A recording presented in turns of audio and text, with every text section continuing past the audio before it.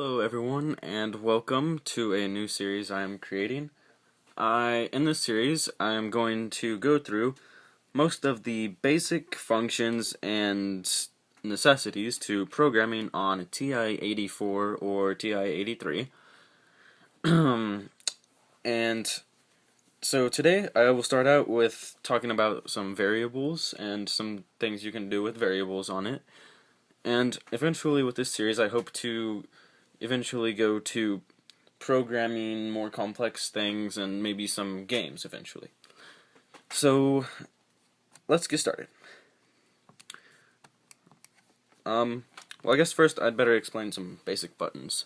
This button right here, the PRGM button, it's program. You hit it to go to your programs. As you can see, I have a lot of programs. And if it has a little asterisk by it, it means it's archived, which means that it is, instead of RAM, it is the ROM memory. So if your RAM accidentally gets cleared or something by the batteries being taken out or whatnot, then you will still have the program and you won't lose it, which has unfortunately happened to me before, and I lost the program. So yeah, I like to keep them archived. So let's go over to New and create a new program, and you can call it, I don't know, learning.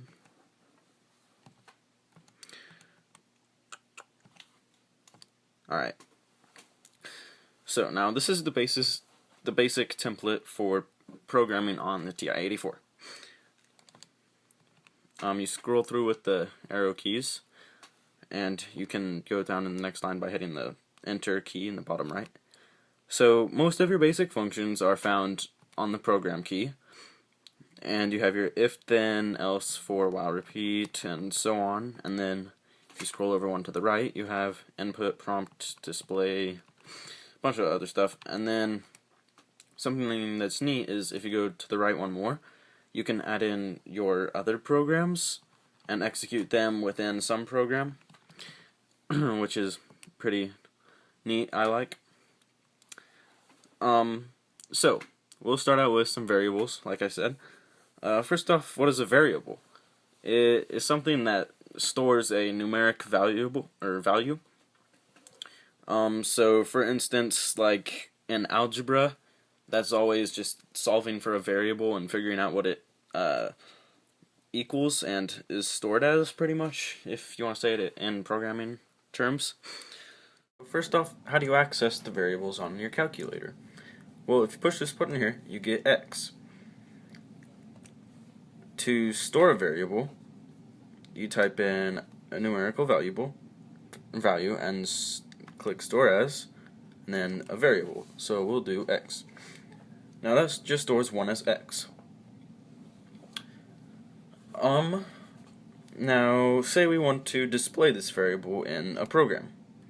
If you hit program, scroll over to the right one, and then find this function display, hit enter, and now you can type in a variable and it will display the value of the variable, or you can hit alpha plus, which is quote mark, and then type in something random, and so it will display literally the letter A. But we want the variable, so that will display X right now for this program. So if we quit out of that and run your program, it displays the variable, which we stored as 1 right there.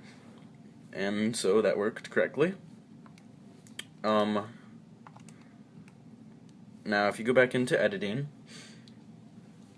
let's add another variable. Let's do to store as Y. Now let's get rid of that. We don't need that now. And then let's do a little math. So X plus Y store as Z. So that will store 1 plus 2 as another variable. So Z will equal 3. So how can we see this happen? Well, go over to display again, and we want to display the variable Z after that function has been operated. So if we quit out of that and run it, it will display our variable that we have created. Now back into editing. Well, there's two functions I would like to talk about. One of those being ClrHome and pause. ClrHome can be found by hitting Program, scrolling over to the right one, and scrolling over until you find function number 8, or ClrHome, ClrHome. And all that does is clears everything on your home screen. So we don't want to hear it. We can add one here at the beginning of the first program, and how I just did that is insert, second delete, and then hit enter. So that inserted another line. So now we can go over to Program, over to the right one, scroll down and find ClrHome. Select that, so that will make it, I'll show you what that does.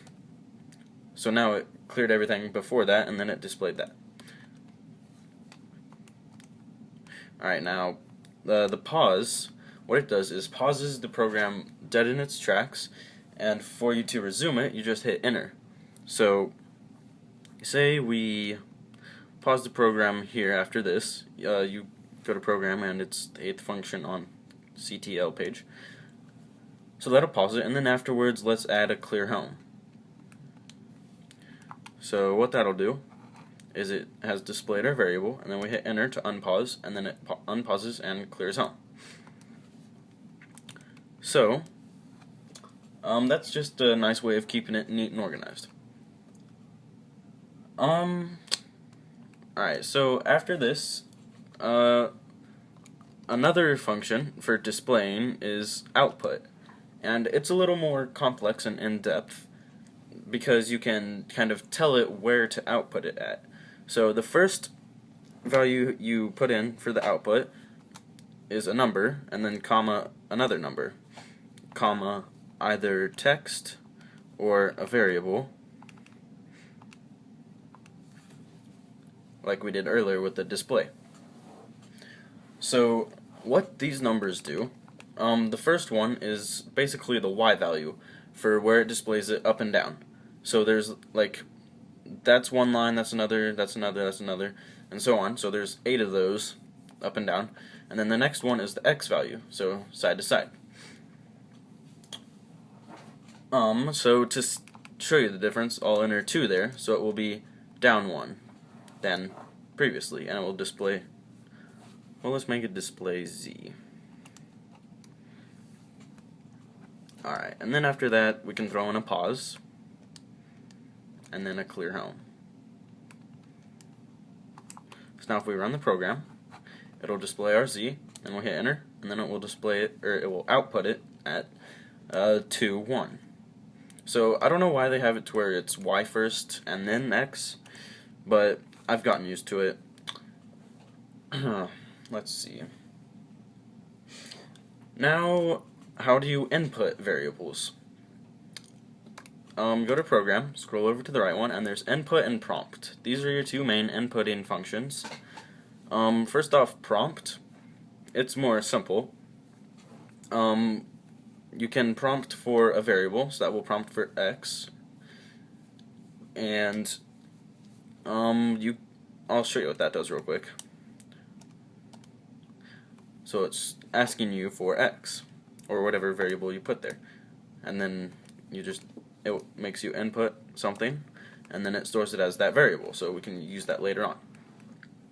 And then also with prompt, you can do a variable, comma, another variable, comma, another variable, and it'll prompt you for all 3, like that.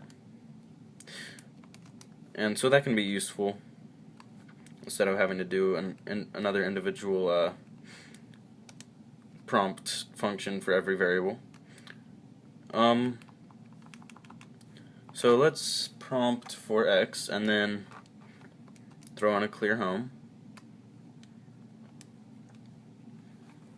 and then output. I'll be using output instead of display for mainly everything now in the rest of these videos. Let's make it towards the center of the screen, so 4, 7, and then our variable that we prompt for, and then pause. And alright, so if you're in here, you can hit whatever number for whatever number function it is. So pause is 8, so I just hit 8 to get it, and that's a lot faster, you'll find. And then after that we can throw in a ClrHome, and let's run that real quick. So let's say we want it to be 86. And then it clears home and outputs it towards the center of the screen. And that's our variable that we inputted. So that's working good. And then a quick way to scroll through your programs, which I didn't discover until when I was quite a ways into my programming. If you hit alpha and then the down arrow key, it jumps all the way down like that. Or if you have a longer program, you can hit second alpha, which is alpha lock, and then hold down on the down arrow key, and then you scroll down a lot faster.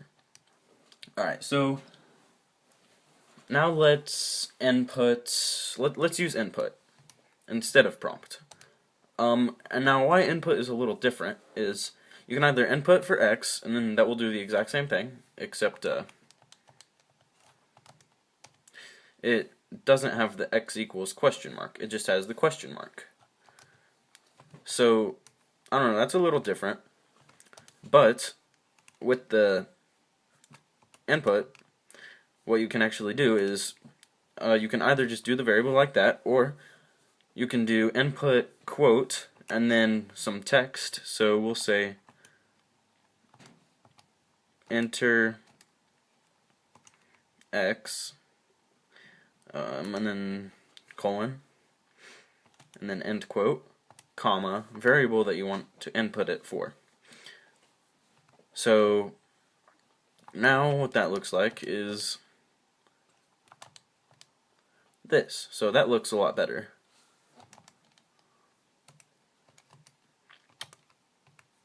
Alright.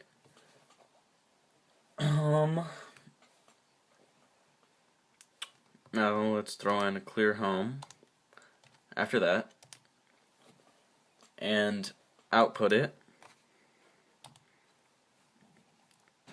for comma 7 comma X, which is what we input there, and then pause, ClrHome, and now if we run that, this will basically just display the variable that we input here with the input function instead of prompt. So 485, and there it is. So that is the basic variable functions, displaying them, pausing, clearing home, inputting them, and outputting them. I hope this video helped you guys, and thanks for watching, and stay tuned for further tutorials on TI-84 programming.